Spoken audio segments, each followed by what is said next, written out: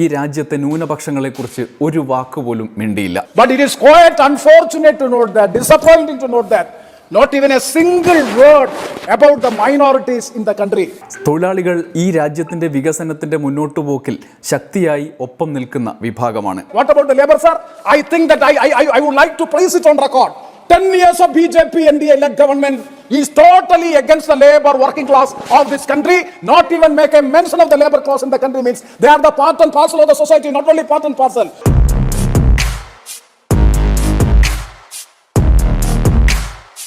നമസ്കാരം. പാർലമെന്റിനെ അഭിസംബോധന ചെയ്ത് രാഷ്ട്രപതി നടത്തിയ പ്രസംഗങ്ങളിൽ മികച്ച ഒരു പ്രസംഗം NK പ്രേമചന്ദ്രൻ്റേതായിരുന്നു.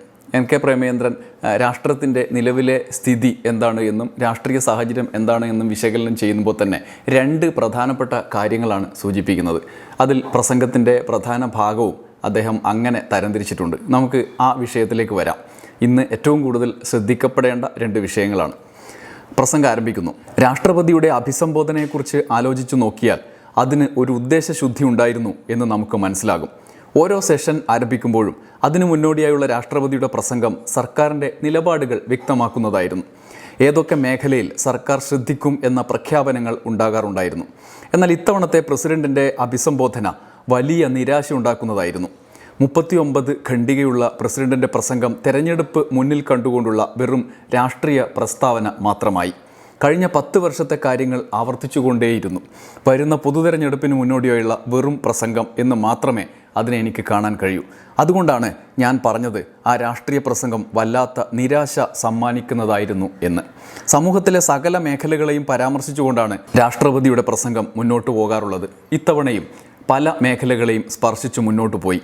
ഇത്തവണയും പല വിഭാഗങ്ങളെയും സ്പർശിച്ചു പോയി. കഴിഞ്ഞ 10 വർഷത്തിനിടെ BJP നടത്തിയ ഇടപെടലിനെക്കുറിച്ചുള്ള രാഷ്ട്രീയ പ്രസംഗം എന്ന നിലയിൽ അത് മുന്നോട്ട് പോയി.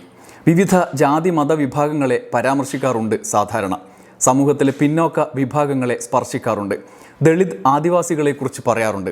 രാഷ്ട്രപതിയുടെ പ്രസംഗത്തിൽ ഇത്തവണയും പട്ടികജാതി പട്ടികവർഗ ആദിവാസി വിഭാഗങ്ങളെക്കുറിച്ച് പറയുന്നുണ്ട്. എന്നാൽ രാഷ്ട്രപതിയുടെ 39 പാരഗ്രാഫുള്ള പ്രസംഗത്തിൽ ഒരിടത്തുപോലും ഈ രാജ്യത്തെ ന്യൂനപക്ഷങ്ങളെക്കുറിച്ച് ഒരു വാക്കുപോലും മിണ്ടിയില്ല. സബ്കാ സാത്ത്, സബ്കാ വികാസ്, സബ്കാ വിശ്വാസ്, ഇതാണ് നിങ്ങളുടെ സ്ലോഗൻ. എന്നാൽ ന്യൂനപക്ഷങ്ങളെക്കുറിച്ച് നിങ്ങളുടെ നിലപാട് എന്താണ്? എവിടെയാണ് ന്യൂനപക്ഷ ജനതയുടെ വികസനം? 10 വർഷത്തെ ഭരണകാലത്ത് നിങ്ങളുടെ ഇടപെടലിനെക്കുറിച്ച് ഒരു വാക്ക് ന്യൂനപക്ഷത്തെക്കുറിച്ച് പറയാനുണ്ടോ? ന്യൂനപക്ഷ ക്ഷേമ പ്രവർത്തനത്തെക്കുറിച്ച് പറയാനുണ്ടോ? Sir, I have gone through the entire speech, 39 paras of the speech.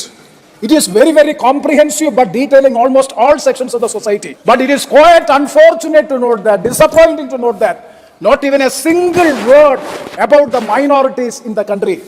Not even a mention in the presidential speech regarding the affairs or regarding the things which the NDA government has done for the last 10 years as far as these minorities are concerned.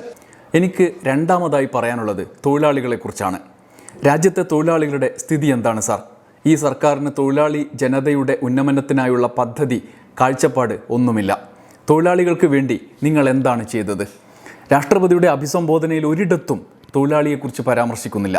രാജ്യത്തെ സകല വിഭാഗങ്ങളെക്കുറിച്ചും പരാമർശിച്ചു. നിങ്ങളുടെ NDA BJP സർക്കാർ 10 വർഷത്തെ ഭരണകാലത്ത് സമ്പൂർണ്ണമായി തൊഴിലാളി വിരുദ്ധ നിലപാടിലാണ് മുന്നോട്ട് പോയത്.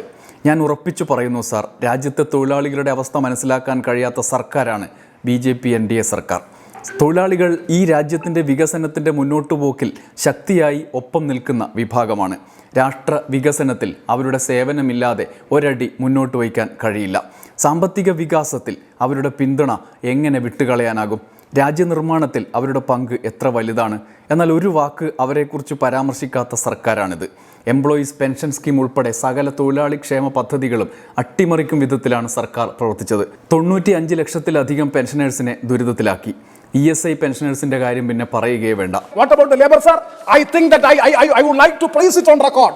10 years of BJP NDA-led government is totally against the labor working class of this country. Not even make a mention of the labor class in the country means they are the part and parcel of the society, not only part and parcel. They are the inevitable portion in the economic development of the country, and in the nation building process they are playing a very good role. ന്യൂനപക്ഷം, തൊഴിലാളി വർഗം എന്നിവരെ സമ്പൂർണ്ണമായി അവഗണിച്ച പ്രസംഗമാണ് രാഷ്ട്രപതി നടത്തിയത്. ഇത് നിർഭാഗ്യകരമാണ്. 2024 തെരഞ്ഞെടുപ്പിൽ നിങ്ങൾ ഉന്നയിക്കുന്നത് മോദീസ് ഗ്യാരണ്ടിയാണ്. എന്താണ് നിങ്ങളുടെ ഗ്യാരണ്ടീസ്? ഓരോ വീടുകൾക്കും 15 ലക്ഷം കൊടുക്കുമെന്ന് പറഞ്ഞു. തൊഴിൽ കൊടുക്കുമെന്ന് പറഞ്ഞു, പെട്രോൾ ഡീസൽ വില കുറയ്ക്കും എന്ന് പറഞ്ഞു, തൊഴിലാളി ക്ഷേമം, കുടിവെള്ളം, കുക്കിംഗ് ഗ്യാസിൻ്റെ വില കുറയ്ക്കും, ഇങ്ങനെ എന്തെല്ലാം സകല മേഖലകളിലും വാഗ്ദാനങ്ങൾ നൽകി. എന്നിട്ട് 15 ലക്ഷം കിട്ടിയോ? കുക്കിംഗ് ഗ്യാസിൻ്റെ വില കുറഞ്ഞോ? പെട്രോൾ ഡീസൽ വില കുറഞ്ഞോ? കഴിഞ്ഞ 10 വർഷത്തിനിടയിൽ രാജ്യത്ത് എന്താണ് നടന്നത് എന്ന് നിങ്ങൾ ആലോചിച്ച് നോക്കിയോ? ജനാധിപത്യ മതേതര സ്വഭാവം തന്നെ വലിയ ഭീഷണി നേരിടുന്ന കാലമാണ്. എനിക്ക് പറയാനുള്ളത്, ഇന്ത്യയുടെ ഭരണഘടനാ മൂല്യങ്ങൾ സംരക്ഷിക്കാൻ തയ്യാറാകുന്ന സർക്കാരായിരിക്കണം ഇനി വരേണ്ടത്. അടുത്ത തെരഞ്ഞെടുപ്പോടെ ഭരണഘടന തന്നെ മാറ്റാനുള്ള ആലോചനയാണ് NDA BJP സർക്കാർ നടത്തുന്നത്. ഇന്ത്യൻ ജനത ആ നീക്കത്തെ പരാജയപ്പെടുത്തും.